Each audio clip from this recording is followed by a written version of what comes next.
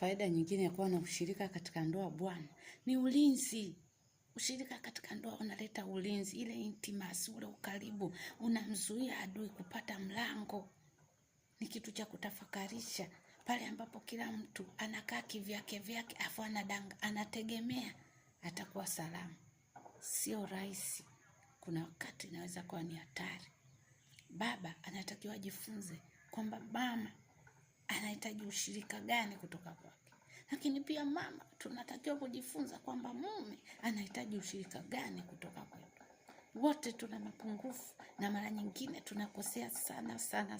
Lakini tunapaswa kujitahidi, tunapaswa kutia nguvu na bidii na juhudi. Tumesema kama ndoa ni kama kapu, unakabidhiwa likiwa tupu. Lakini ili mambo yaende, kila mtu anatakiwa kuwa na kitu cha kuweka mpaka ndoa inakuwa nzuri. Usitamani ndoa ya mtu mwingine. Usiwatamani watu eti wale wanapendana ile ndoa unajua imefungwa. Mungu mwenyewe ameipanga jamani, hata ndoa ya Adamu na Eva Mungu alipanga. Lakini ilikuwa na matatizo, hakuna ndoa kamilifu. Lakini hata kama imepangwa na Mungu mwenyewe, wewe ndio una wajibu wa kuifanya kuwa bora. Mungu hatashuka kukutengenezea ndoa nzuri. Wala ndoa nzuri hailetwi na maombi tu kila siku. Shakara baba, namwombea baba, namweka mikononi mwako, namfunika na damu, nampiga shetani asimkaribie. Wakati wewe hakuna unachowekeza katika hiyo ndoa. Hakuna mbegu yote unayopanda, mbegu ya mema, mbegu uzuri wote. Hakuna kitu kitaota.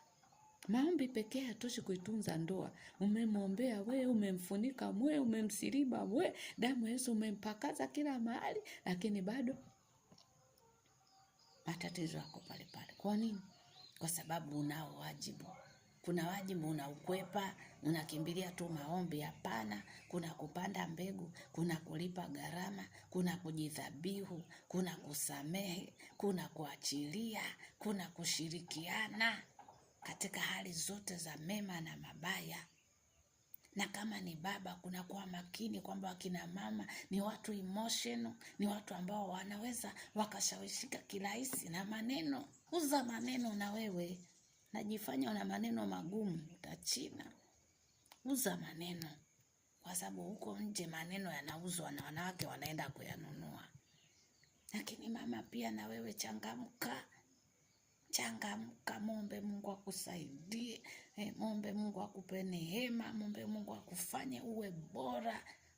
Hata ukikosea basi omba rehema, omba misamaha, tamani kufanya kitu kitakachoongeza thamani yako katika ile ndoa. Kwa sababu mume wako atataka kujua thamani yako ni ipi mle ndani.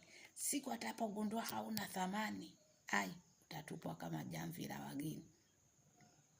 Usione kwamba anahangaika, pengine hajaijua thamani yako, lakini siku akijua thamani yako, kokote aendako atarudi bwana. Bye.